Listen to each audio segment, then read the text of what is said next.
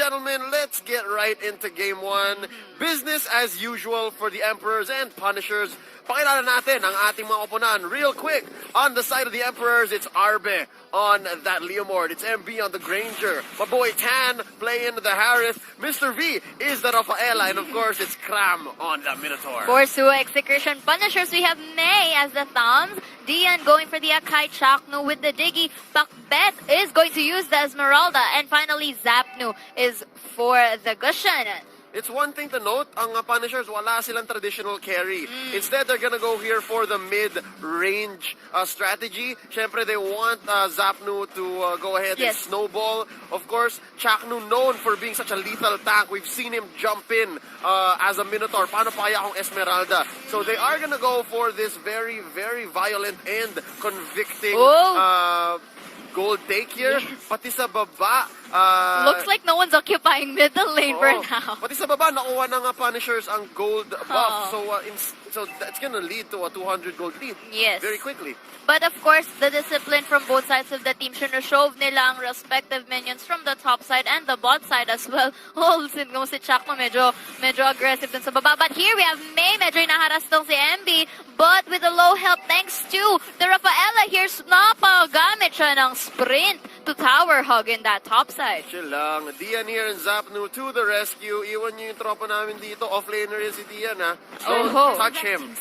But look at the bottom side though, nine-neglect ng Happy Feet Emperor. So it leaves to a good position for Suwa Execution Punishers to push this first bottom turret. Pero May here on the Brick of Health with the Zaman Force in play. At the first blood will be going to Mr. V with his first kill. At na-execute though ang ating paring Harith. But in the long run, it's actually a good trade because Suwa Execution Punishers just push the bottom side and a good rotation para sa ating turtle. It would be too much to ask for the Punishers to go from 6 to 12, bottom to top to defend that tower. Instead, kukuha sila ng Torres sa baba and Turtle. I think that's a good trade. They are ahead about 1,000 gold. And yun nga, this is turning into a Punishers game so far. I think they're ahead here. Chaknu just cutting the lane, cutting the wave. Make sure Arbe cannot make space for himself. And mapapansin mo EXP-wise, lamang na lamang ang Punishers dito. Yes, and mukhang na-neglect ng Happy Feet Emperors, but look at here, to and fro, Zaman Force times journey is going to be used. Pero nakapag-flicker away si Chakno in the brink of the health, but the Tan here, naka-escape siya with his flicker out. And this goes to show that Happy Feet Emperors managed to defend, but at the same time, Pakbet though medyo low dahil napatay siya ni Leomord. Oh, I'm sorry. I stand corrected. Si Pakbet pala ang naka-Esmeralda at si Chaknu ang naka-Diggy. Alright, so this is some diversity on the side of the child parody. Zapnu is going off, ladies and gentlemen. Takbo paring Zapnu. I don't think you can get away from this. There's too much to ask to survive an onslaught from Tan and Graham and company. Sakto lang, he paid the price, still 1,000 gold ahead. It's just May making the most of it. Yes, and while that fiasco was going on, nakita natin dito May and Chakno going for that sweet rotation from bottom to the top. And the Minotaur here trying to go to actually defend, pero too late to apologize dahil ayan na nga, nag-decide na lang silang kumuha ng ating buff doon. But the Leomord still trying his best to like show away minions para hindi na matuloy-tuloy ang papupush ni Thomas dito sa top. But again, this leads to a bit map control for the side of Suwa Execution Punishers dahil na-push na ang top at bot. At ang natitira na lang na top, the turret, the first turret, it's the mid lane. Okay, so far so good. I really like how Mr. V's Rafaela is performing. Yes. He did get the first blood and he's making these rotations for the Emperors a little more doable, plausible per se. Kasi ang bilis sila gumalaw from top to bottom, mid. It's so hard to defend from May's solo Tams here. Yes, and do take note that Happy Feet Emperors only has one tank. So they have to really protect wisely on who. But look at here on the turtle side, Harith was able to steal it, but the Gushan goes for the kill against Leomord. The Harith goes for the slay as he kills Chaknu on the long run. Pero mukhang si Pakbet dito nahihirapan kung sino bang uunahin niyang i-target. And Pakbet here still in the low of Eldian with the Hurricane Dance. Pero nakapag-killing spree ang ating Harith with the help of his Chrono Dash and with a double kill. Kahit nakapag-tower hug, hindi pa rin susuko though. May here, medyo late na siya. The Gushan goes for the kill and the Revenger squad here. Pero hindi sapat dahil triple kill niya ang Kuya Mogushan at hindi pa rin tapos because May will be trying to defend CH4KNU here. Pero napakalakas masyado ng damage output ni Tan dito at nakapag-back but Ramos here will be killing that Minotaur in exchange na maligtas si Tan dito. But look at that crit. And Arbe here hindi magpapatalo pero nakapag-reverse time si CH4KNU doon at hindi mahabol si May. Pero yan na nga, we are seeing here kiting but hindi pa rin sapat. Arbe was able to defeat him in the nick of time. But Dian here with that first kill at napatay muli si Leomord at si MB naipit dahil si Pakbet at Dian to the rescue. But the Rafaela goes for the heal and the stealth as well para hindi siya makita dito. And now they are just going for resources. I really like that conceal on Mr. V. Maaga niya nakuha yung Shadow Mask and it helped MB survive and that's really good. Pero I think both teams medyo nag-asim sila doon. That was a long and extended team fight that should have ended maybe a minute earlier. But take note, the Rafaela pick here, the exotic pick that we expected to not perform well, is actually the one carrying for now because even if wala siyang kills, look at the support. It's 1-1-6 for Mr. V doon. Maganda yung pagkaka-execute niya ng Shadow Mask. But look here though, Pakbet medyo naipit but the binuan for will be used. CH4KNU with a low health, big but that Granger will be getting that crit and goes for the double kill. May and Dian enter a bit too late at 5 members ngayon na Happy Feet nagta-tower hug and goes for that triple. The Gushion though medyo kukuha ng tira-tira dito, ladies and gents, and Z4PNU will be forced to back away dahil Arbe and the company ay papunta na sa kanyang help indeed. Parang cleaner si Z4PNU ngayon. Medyo tagalinis na lang muna eh. I think this is the way that they can do this. I think this is what the Punisher should do right now. Tama lang. They're making the right calls. I think because they are on the defensive. Even if they have pushed much earlier and much faster, lamang sila ng isang tore sa Emperors, the Punishers really are in no position to force the issue. Kasi nga kanina pa sila nag-audition, kanina pa sila isa-isa. And Z4PNU has been playing off lane or at least been farming up more often recently. And in the past 2 fights, humahabol lang siya, cleaners lang siya. So right now, after the Turtle Slay, I think they are back to parity. Equilibrium has been reached once again, and the Punishers can move into a more aggressive position. Yes, and I would just like to highlight kanina, no, even though the Leomord was tower hug, na-reverse time siya ni CH4KNU, which gave him the mark coming from Z4PNU kanina, at na-incandescent siya towards his death. So it was actually a good cooperation done by both Z4PNU and CH4KNU doon para kahit papano medyo na -1 nila ang members ng Happy Feet Emperors dito. At kita mo nga ngayon, ladies and gents, medyo in the side of pressure na kay Punishers, but look at the damage though. Z4PNU with the incandescence killed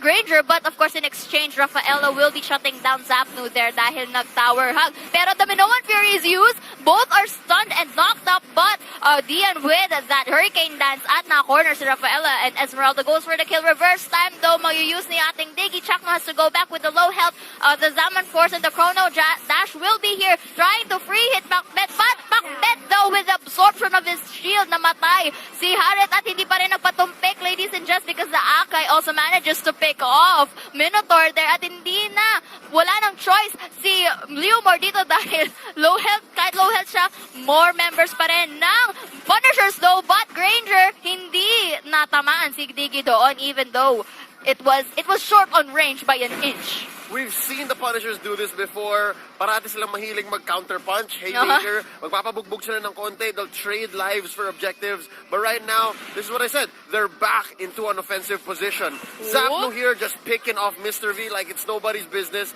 Ladies and gentlemen, let's look at the items real quick. Z4PNU sitting at a 9-3-0. Kahit na nag-aasim siya, kahit kanina pumasok siya sa base, nakakabuo naman siya, and a quick, flashy show-off. Mr. Z4PNU, Mr. Clean para sa ating game number 1 dahil nagpupunas lang siya ng mga members ng Happy Feet Emperors na alam niyang confident siyang papasukin yan. Pero ladies and gents, nakita natin kanina na inattempt yung Lord, pero I think they prioritize to push turrets more, which is essential. But Pakbet there, medyo winawanan-one niya yung Lord doon at papunta na nga si May para mapuntas na sa kanila ang very first Lord.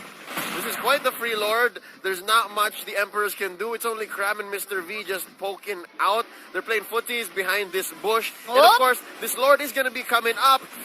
O, yan na nga, ladies and gents. The reverse time though, pero nakapag-Minoan Fury si Cram kanina at hindi na nakapagpalipas pa. Rafaela drain the cushion. Pero dito naman, nakapag Hurricane Dance si Akay kanina, but the Harris in exchange, napatay niya si Gushon. Pero wala na silang core ngayon. Dian has to shove away members of Happy Feet Emperors. Nakapag Immortality, pero hindi na rin siya makakasurvive dahil 4 members ng Happy Feet Emperors ay nandoon sa kanyang gilid. And this is actually a good spot for Happy Feet Emperors as they push this middle side turret. May has no choice but actually tower hug here. Pero si Kram, naku, mukhang medyo nag-aggressive siya dito. And this is a good chance for them to destroy the Lord.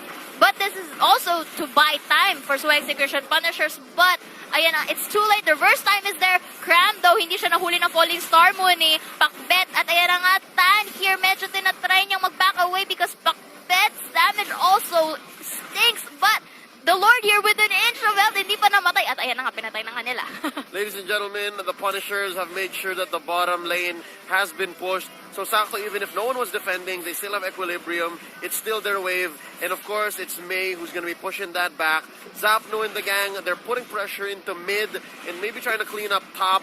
I really like what Chakno is doing. But, ladies and gentlemen, si Kram, ang ganda lang mag-peel ni Kram. Yes. Pag mag-aggressive na ang Punishers, parating naasahan lang si Kram, and that gives the rest of the Emperors time to defend. Even if Pakbet hits the Falling Star Moon, there's still a good possibility that he's gonna miss. And of course, MB is right there.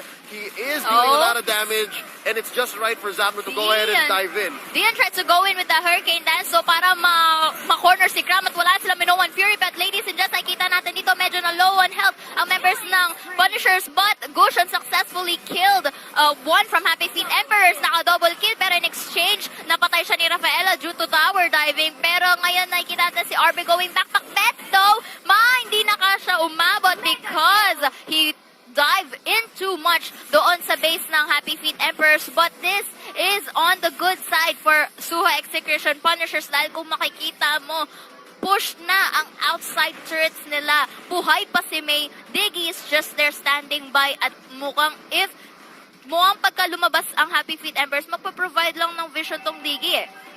Look at the items on Zapno. COD, Calamity Reaper, Truncheon, Concentrated Energy, buong-buo na. Wala nang kailangan pa. Sitting at a lovely almost 9,000 gold. To be honest, it's May who we should be looking at. Yeah. May has been tanking a lot of damage, sitting at 1, 3, and 6.